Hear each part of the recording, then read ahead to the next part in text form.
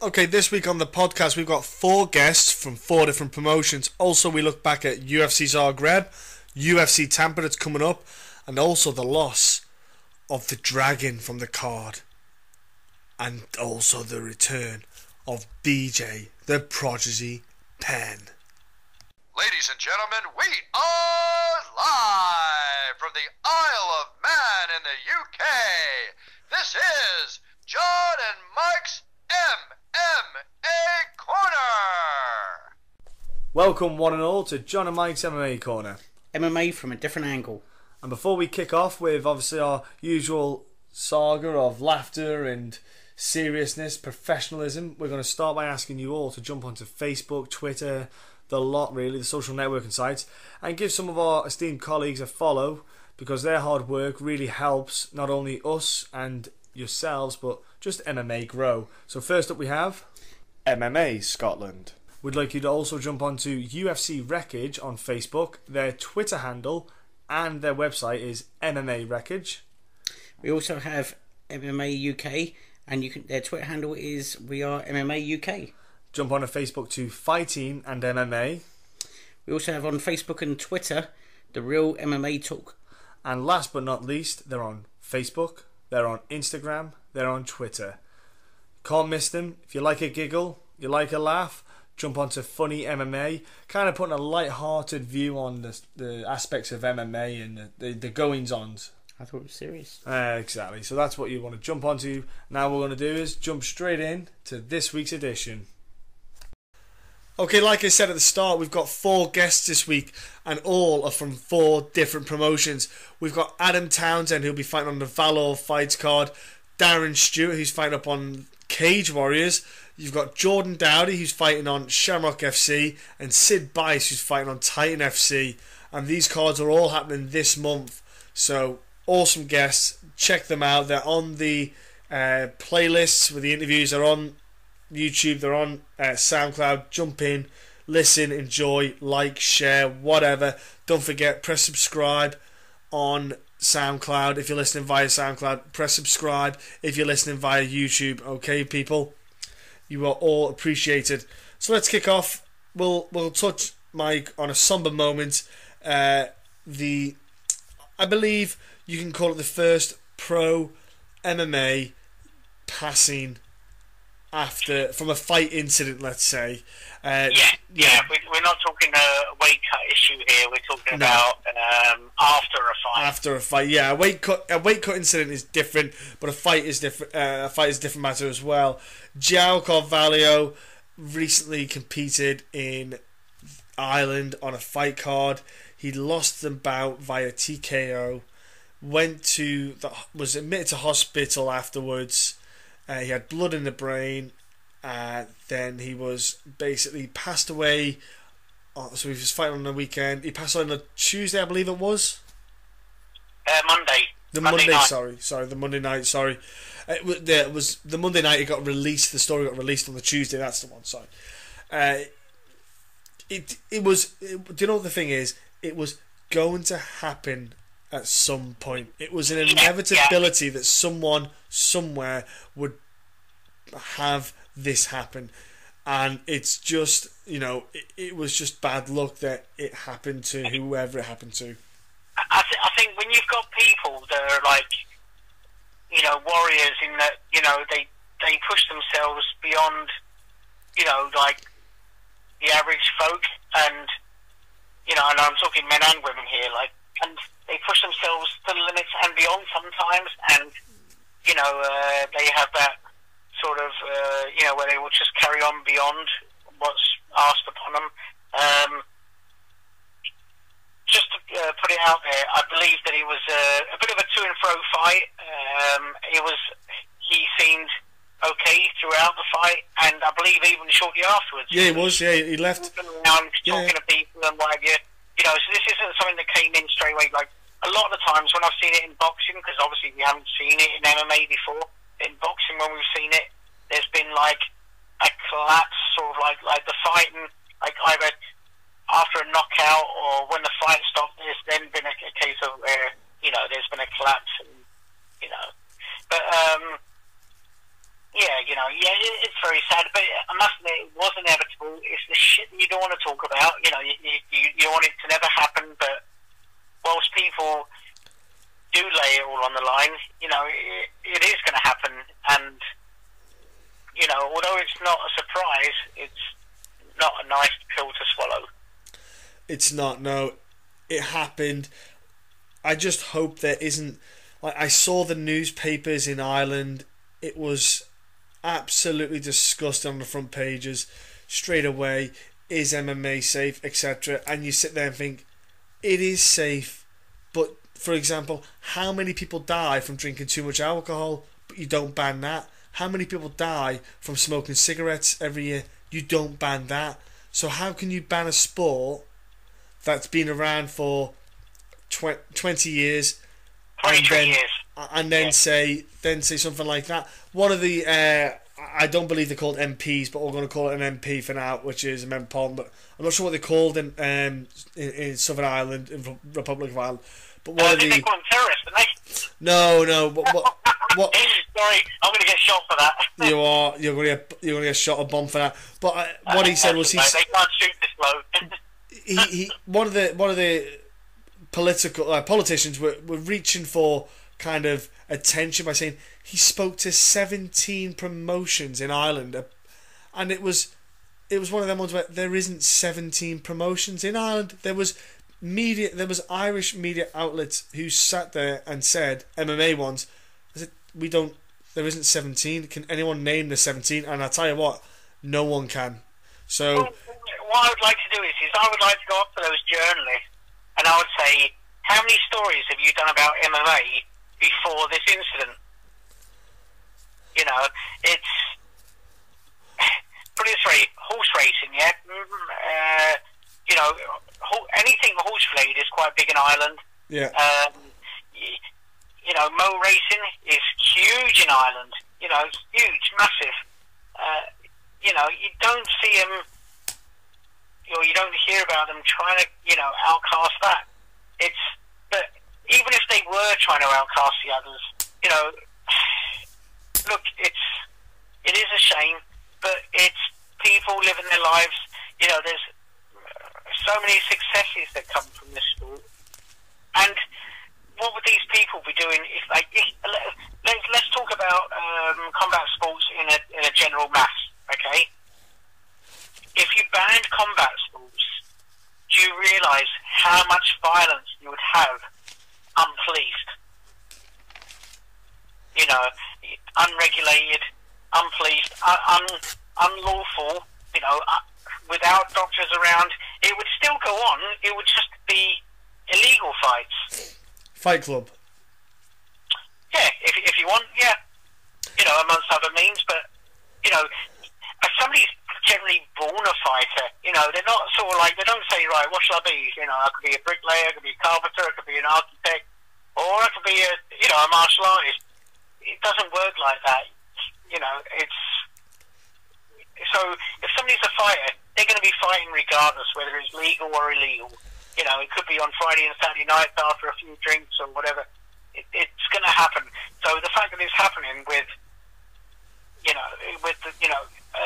ambulance crews, etc., going on, then so be it.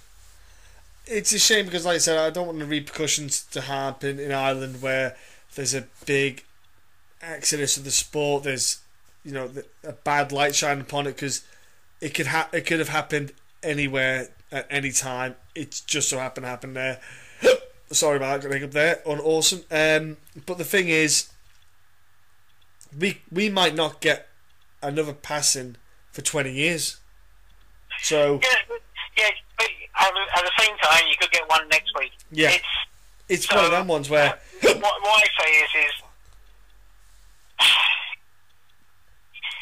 yeah, to say that you didn't know the risks beforehand, if you're somebody that compete, is not true, I believe. Everyone knows the risks. It's just a shame, and no one likes it. No. No one likes that side of it. It's a shame. Do I want it to get banned? No, I don't. I'm no less a fan. It's just one part of it that's a shame, and yeah, that's all I can say on it. You know, What's nice is John Kavanagh has set up a GoFundMe account for the family to help the family out, and I think it's a nice touch. I think it's a beautiful thing because the sport isn't multi-millions of dollars for everyone. So I hope that the other guy in the equation actually fights out of John Kavanagh's camp. So it's nice that there's something that's, you know, I just hope that nobody's feeling guilty, whether it be the referee, you know, the judges, the doctors. You know, well, he had a pre-fight medical and passed everything. See, so yeah, you know, I just hope nobody's blaming themselves for anything. Yeah. You know, it's just a shame. That's all it is. You know. Let's move on then to let's say UFC Zagreb. That happened. The fight card went down. I thought it wasn't actually. I thought it was actually. It was an okay card. It was a mixture of really good fights and then some so-so fights. But I thought it was an okay card, to be honest with you. I enjoyed the Sunday card. I really, I know Rotterdam, I believe, is Sunday as well. I'm looking forward to that. So it's nice to have the Sunday cards. What fights then for you, Mike, kind of stood out in your eyes? If you work your way up the card, let's say. Right. Okay. So I would say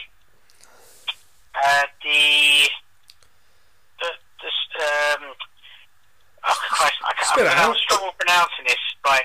It's fight number 5 on the card. It's Mirbek Tasmanov, or whatever his name is. I do apologise to him if I'm pronouncing it 100% wrong. But a lovely stoppage of Mir Hadzovic, or whatever his name is. Hadzovic. Yeah. He landed some lovely strikes at the finish, and I thought that was a fantastic finish. And he's got a good little win streak going. Yeah, he's got 4 fights with 4 finishes. He's trained at Tiger Muay Thai. See, Tuzumov he's on fire. You know, he really is. I was surprised that they matched him with Hadzovic. It wasn't to put Hadzovic down as a lesser opponent. He's not, because Hadzovic was. These hiccups are killing me. Hadzovic was gangster. He was game. He went in for swinging. Tuzumov got the uppercut walkway finish. It was awesome. It was beautiful. I just feel, Hadzovic will come back fine.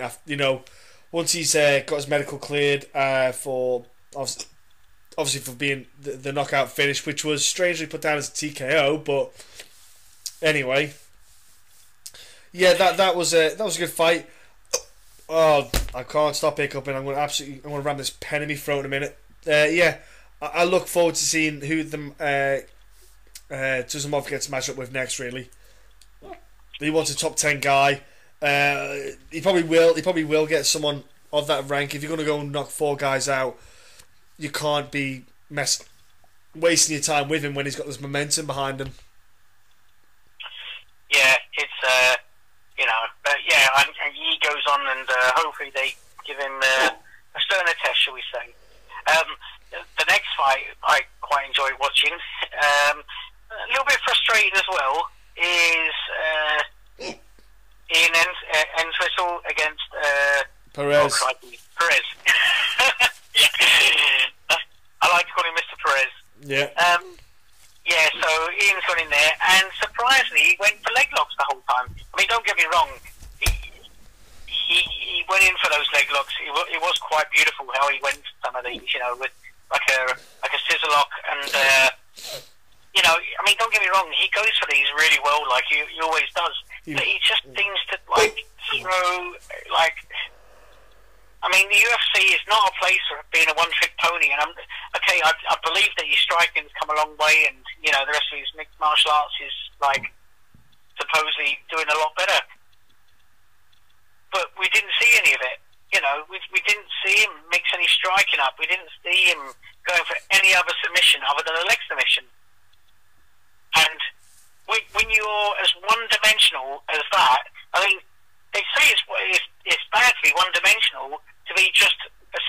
fighter or to be just a striker, let alone just going for one set of submissions. You know, I think he should have done something to mix it up and, you know, at least make the guy think, okay, what else do I need to worry about? You know, it's... You're right. He is a one-trick pony, which the problem was Perez trained for his leg locks. To be fair, Entwistle did get some quite tight heel hooks on Perez. You know, to be fair, Entwistle, though, his attitude or lack of professionalism stood out when he claimed he'd been greasing. He checked him. He wasn't greasing.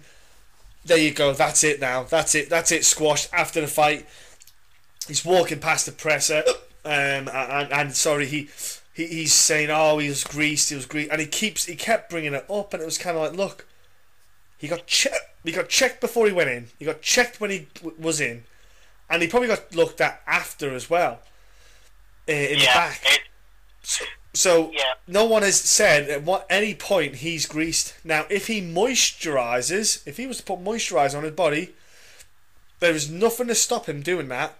And if that then, in turn, makes his skin smoother, or maybe he's not what they do more. sometimes is you tend to moisturise, and then what you do is you get a sweat on before you go out, and the sweat pushes the moisturiser out the pores. Yeah, it does, It does make them slightly, but then again, so does sweat. Yeah. You know, the sweat makes them. So if you shave your leg and, you know, do everything you can to make those legs super smooth, then so be it. As long as it's within the rules, then it's okay. Yeah. And I'm satisfied. You know, Grant Waltman's been around the game a long, long time. You know, he's been refereeing now, you know, in the UK and across Europe for a long time, and I have every faith in him. And if he says he wasn't greased, then he wasn't greased. And the thing was, like you said, he just stuck at it, and when it was failing, it's almost like he forgot about the hooker fight that he had, where the same thing happened, where it was failing and he just got mutilated. Why did you not just let it go for something else, then go back to it? You know, why would you just stick at it? Why do all this training? He went to Thailand and everything. He trained with Dean Lister specifically to work on his leg locks and stuff like that. Why are you training with these people and not just doing these skill sets that you apparently have? It's beyond me. His attitude stank anyway during the fight. I mean, half the game with MMA, you know, part of it is to keep your opponent thinking of what you're going to do next. You know, keep them wondering. Don't let them have it so that they're trying to predict every time, you know, and without success. That's what you want to be doing, so that you can actually execute what you're trying to take out. And if, like, 99% of the time you're going for leg locks, guess what? It doesn't take a genius to work out. You're probably going for leg locks. You know, and it's... You know, if he just mixes it up a bit, even if he says, I want to win by leg lock, but I'm going to work my other submissions, I'm going to work a little bit of striking, you know, I might do a little bit of ground and pound, you know, whatever it is, just to make your opponent, you know, take his mind off the fact that he might just get leg locked at some point. He might just set this up better, and because he's in the UFC now, and I'm not saying he was mixing a much lower class. I mean, don't get me wrong. You know, Cage Warriors is not a far distance from the UFC by any means. But it's, you've really got to say, look, I've really got to sort of set this up more, you know. He does. He's got to go back to the drawing board, really. If he gets cut, I would not be surprised. Well, there's been an awful lot of fighters that have been cut with 1 and 2 losses. Yeah. And you think, like, he's been finished twice in the first round, I believe. Yep. Due to just... not letting go. Yeah, pretty much, you know, the same way. I mean, the hooker fight was even more sort of one-dimensional, shall we say. Yeah. But, yeah, but there was similar in the way that he just neglected everything else. And, you know, it's not a beat BJJ match, it is mixed martial arts, and which means you're likely to get slapped around a bit. Okay, what other fights then? Oh right, my word! Okay. What fight stood out for you, buddy? Well, go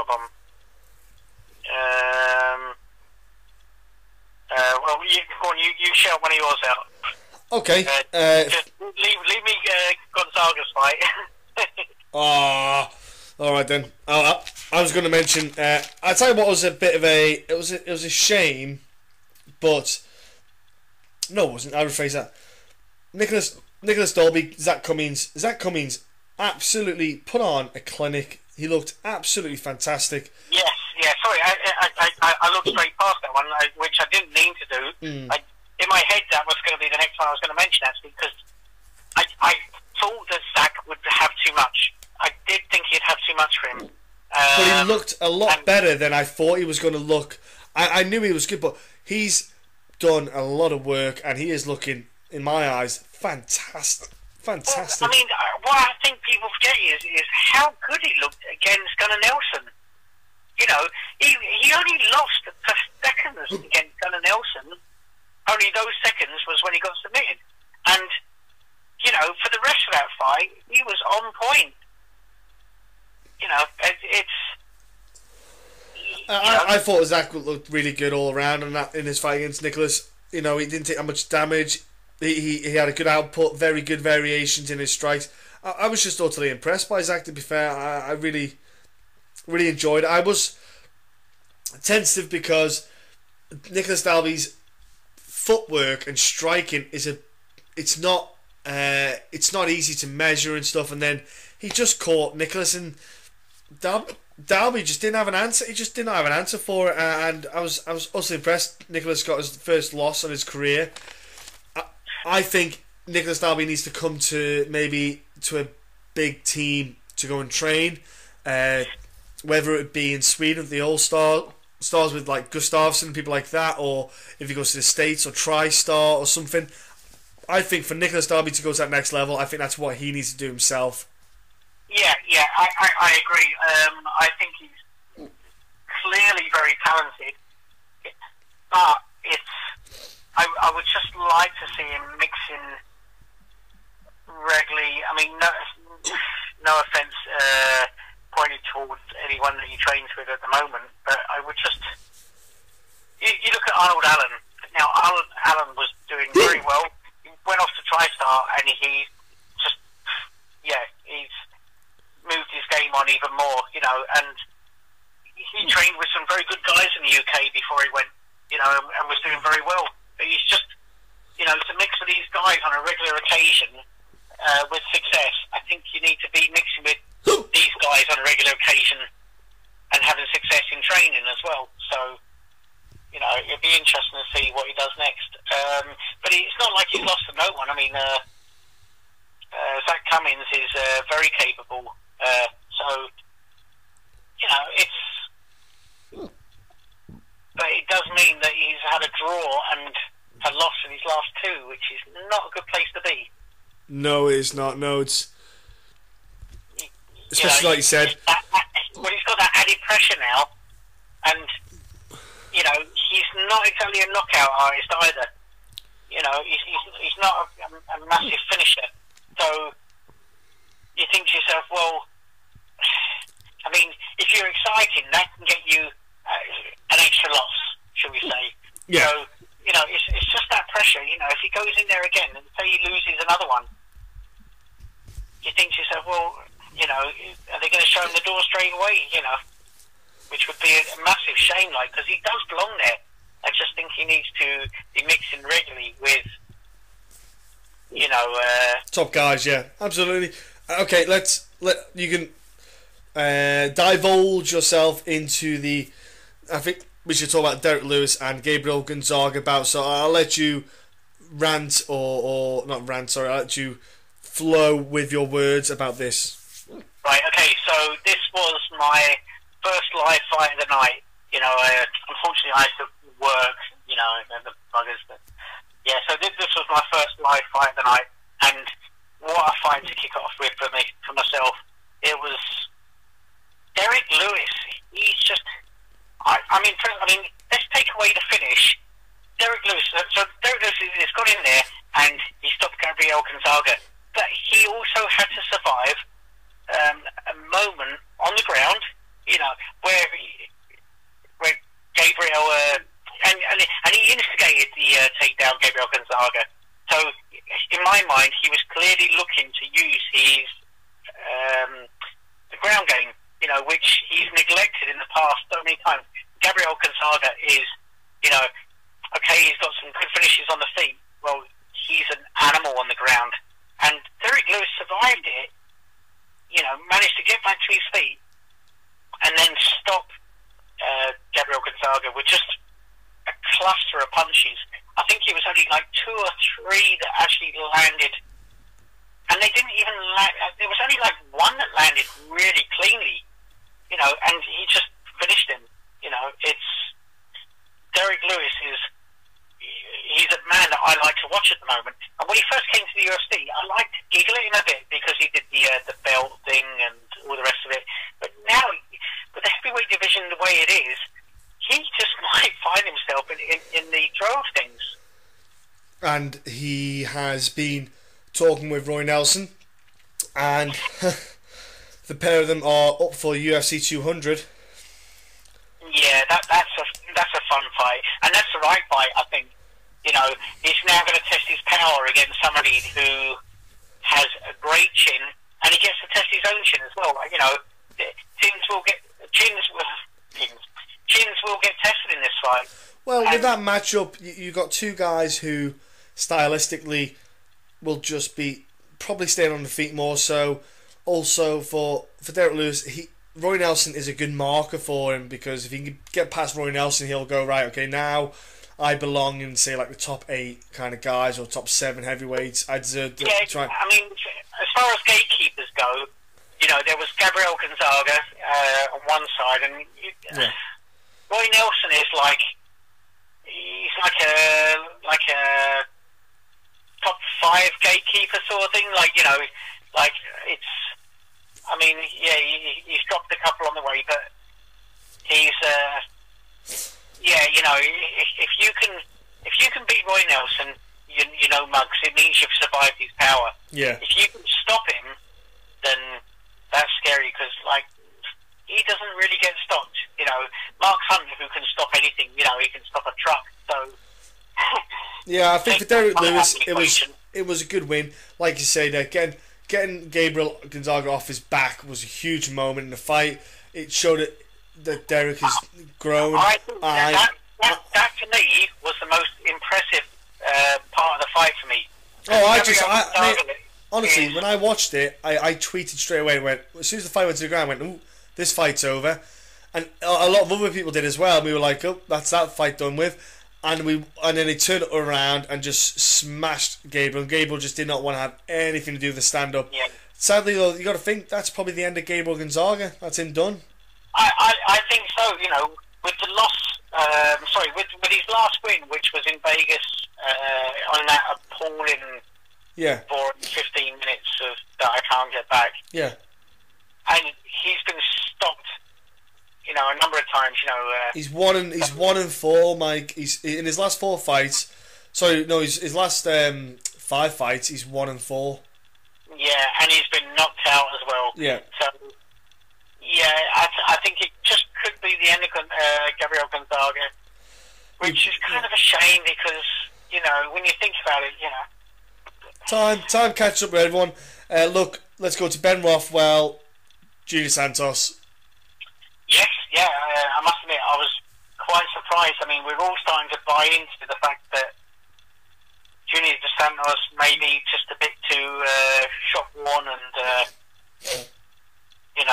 just a little bit, starting to get a bit washed up now, with those wars that he'd had. But no, he went in there, and I must admit, he handled Ben Rothwell.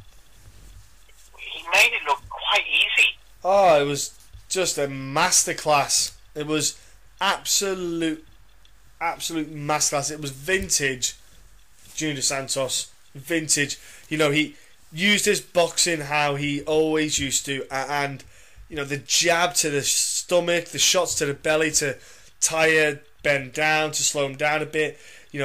just picking his shots, just beautiful combinations, and just making sure he didn't stay in there too long for the exchanges. It was an impressive performance from Junior Santos. Very different performance than what we've seen of him late. It was one of the most disciplined fights I've seen, in the fact that when you've got someone, when you've got a fight where you're winning that one-sidedly, it was pretty one-sided. Don't get me wrong, he had to take his, some shots as well, but it was pretty much as one-sided as you're going to get. Yeah. And what's the word I'm looking for?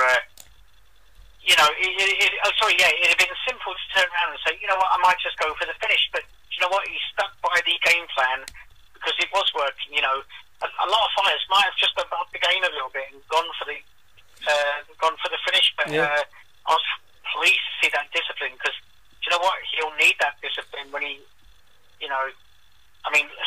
okay, if he can win his next one or two, because I reckon this pushes him to. Okay, so after this, obviously you got the Verdun fight coming up with Miocic. Yeah. You've come on, his name always eludes me. He actually lost to him in his fight before this. Alistair Overeem. Sorry? Alistair Overeem. Yes. So I think he probably has to go next. I would, obviously it depends where Kane is at. He's obviously dealing with whatever he's dealing with at the moment. Kane's got Travis Brown at UFC 200. Yeah, so I think depending on how that comes out and whether he can stay injury-free, but I think this puts the Santos straight back, don't get me wrong, he didn't really lead the mix that much, but this, to have a one-sided fight that much against a top 5 opponent is, it throws you straight. I don't think JDS gets a title shot. I think he has to fight possibly either Arlovsky or Brown. He can't fight Kane. You can't do that again. It was a mutilation. You know what I would like to see? I would say. And you can't. Overeem. Or Mark I'd like Hunt. To see him rematch him. Or Mark Hunt. No, because he got stopped by Overeem. Yeah, he's already done that one. Or him and Mark Hunt, maybe.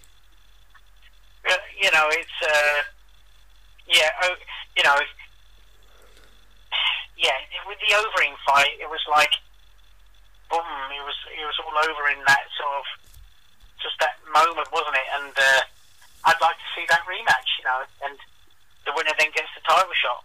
Nah, you won't. You'll see Overeem will be probably stepping ahead. I think Junior Santos probably either gets Brown, Arlovsky, or Hunt next. Yeah, or Velasquez. No, he won't get Velasquez. You won't get Velasquez and Overeem. Won't happen. Sorry, I was talking about the Santos. Oh, right, okay. Let's go on to. Right. Yeah, Junior Santos won't fight Cain Velasquez again. I don't know. There might be some sick bastards out there that just want us to watch a murder again. No. So let's move on then to what's been happening recently, Mike. We'll quickly touch on this stuff and then we'll get on with the other bits. You've got some people failing tests. You've got Frank Mir, sample turned up where he had anabolics in his urine sample. He's hoping that test B comes clean because he said he didn't take anything. He hasn't taken anything of sorts. Do you know what? I hope so much he's clean. Because, he said it's a 2-year ban. He said basically that's it, retirement. That's it. That's him retired. Yeah, it would be. It's. And it's a shame because he just recently got the gig with the UFC doing analysis and a little bit of commentary stuff, and now that gets taken away if this comes back, because this test came back. It gets taken away from him.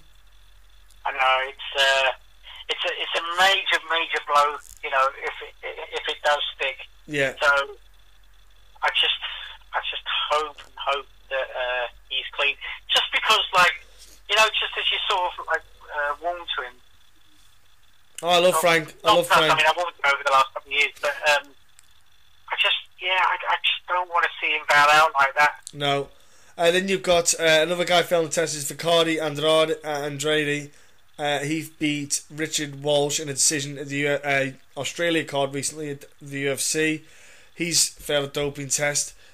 It's not come back yet what it was, how long he's banned for, etc. He's just been informed.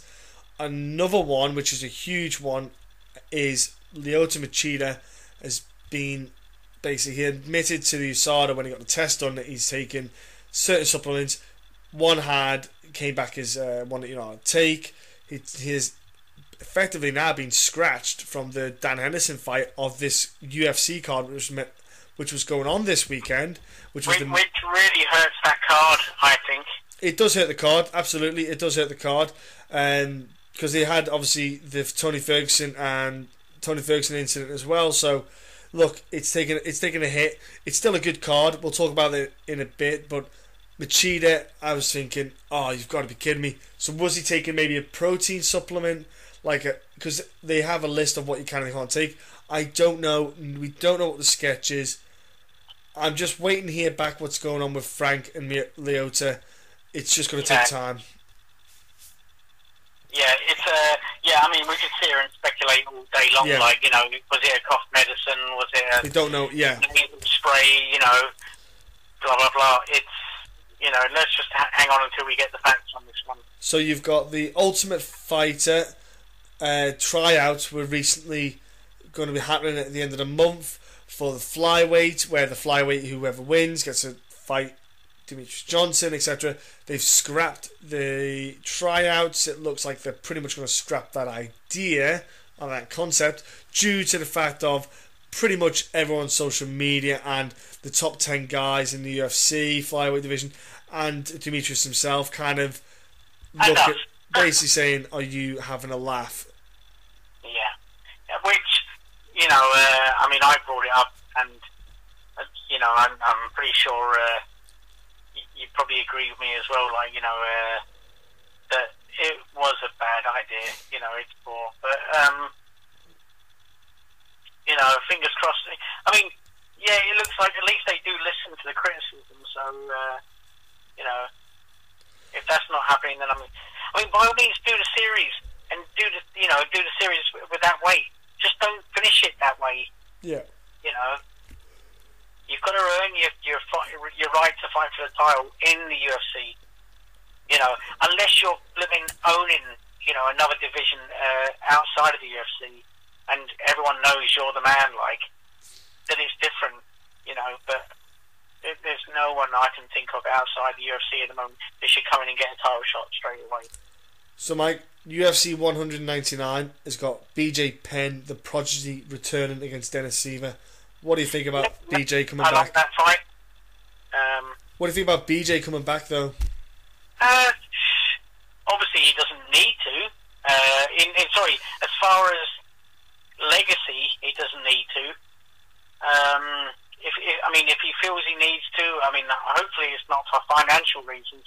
I always hate it when a fighter comes back for financial reasons, because it doesn't always go overly well, and you realise why they retired in the first place.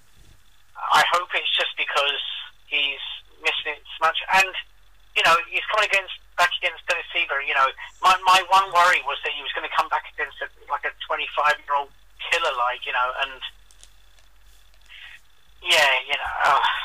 but Dennis Seaver, as dangerous as he is, he's probably further towards the end of his career than he is the beginning of his career. So, well, he's 30. I think he's 37, Mike. He's 37, 1-3. One fight was a no contest because he failed a drugs test. It's kind of almost like a kind of well-suited opponent for him. Yeah, I think it's the right fight. It's a name, but it's a name that when they matched, I'm not criticising that fight at all.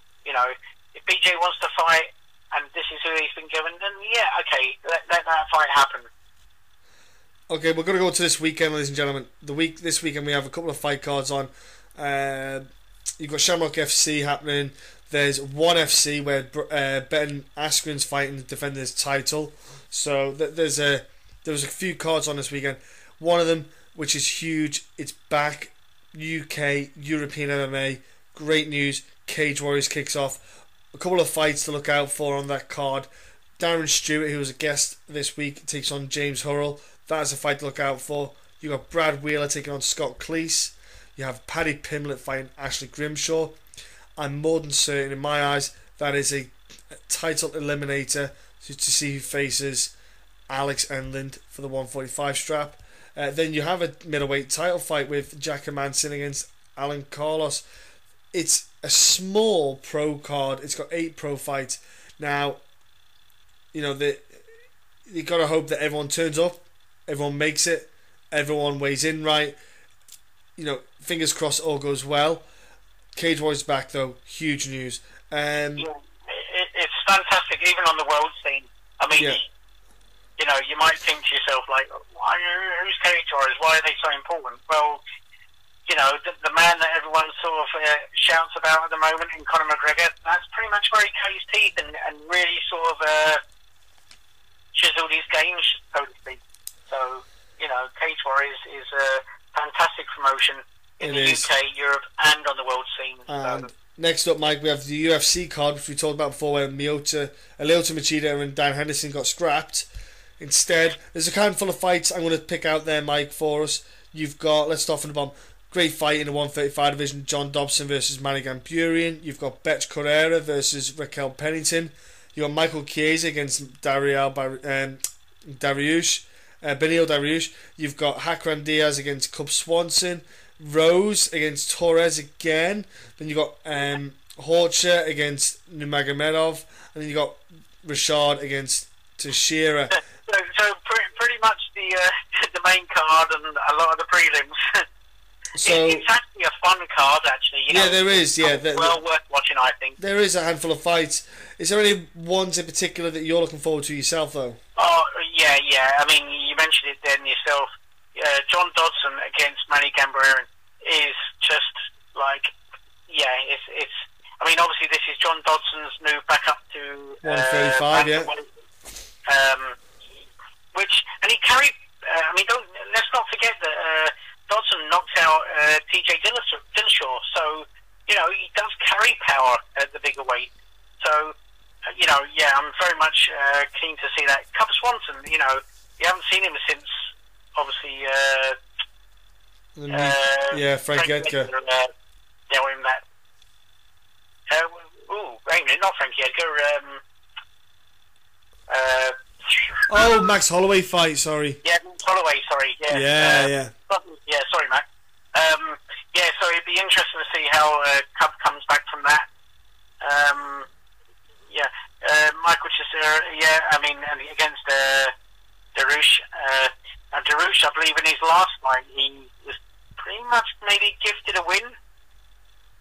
But you know, we got Rose against Tisha Torres, which I think is a sick fight. I believe Rose will just, you know, should pull this one off. Khabib, you know, he's a guy that's new to the sport, hasn't been around for a while. There'll be anyone that's fairly new to the sport will not know who Khabib is. You know, they wouldn't have seen him fight, so he's been out that long. Yeah, last time he, you know, and let's be honest, ladies and gentlemen, this is the guy who beat the champ. He beat Rafael Santos. I say beat, literally ragged him around for the whole fight. Threw him around, and you know, a super dangerous guy in that division. You know, I mean, they say what kills fighters faster than anything is, as far as their careers, is layoffs, long layoffs. So, you know, fingers crossed that's not the case with Khabib. We shall see. So obviously the main event, you know, Rashad Evans against Glover. Yeah, you know, that's a good fight, and they both hit anybody hard. Want to pick a winner, those dudes hit hard as well. You know, it's going to be a good fight, that one as well. I look forward to that bout. Look, it's a good card to be. Like I said to you before, mate, I say all those fights because there's quite a few fun cards on there. It's a good card in general, you know, and I look forward to it. It's you know, I mean, don't get me wrong. There are other fighters that I'm looking there, and I'm sort of saying, you know, I'm kind of looking forward to that as well. But they were my main ones, and it looks a a fun card to watch. I would say make the effort and watch this one. It could just be. It definitely could be one to remember. Certainly. It has a lot of fights in it. It does. It'll be very exciting. Right, that's the fight cards. We've spoke some fights. We talked. Don't forget our guests that we've got this week as well. I mentioned them before. I'll mention them again. Adam Townsend, Darren Stewart, Jordan Dowdy, and Sid Bice. Also, press subscribe if you're listening to this on SoundCloud or YouTube. Comment, like, share, interact with us. We're more than happy to interact with you. We hope you enjoyed this week. We'll be back next week to talk just more fights and more MMA, people. And we hope you all enjoyed this week. We certainly did. We had a great time. And we just want to get you, before you go, jump on your social networking sites and give these people a follow. We have MMA Scotland. We have on Facebook UFC Wreckage. Also, their website and Twitter is MMA Wreckage. We also have MMA UK, and their Twitter handle is We Are MMA UK. On Facebook, we have Fighting and MMA. And on Facebook and Twitter, we have The Real MMA Talk. And then last but not least, on Facebook, Twitter and Instagram. They're funny. They talk about MMA. It's funny MMA. Jump on. They'll give you a giggle. And let's finish off with thank you very much, everyone. We will be back very soon, won't we, Mike? Yep, definitely. Thank you very much and goodbye.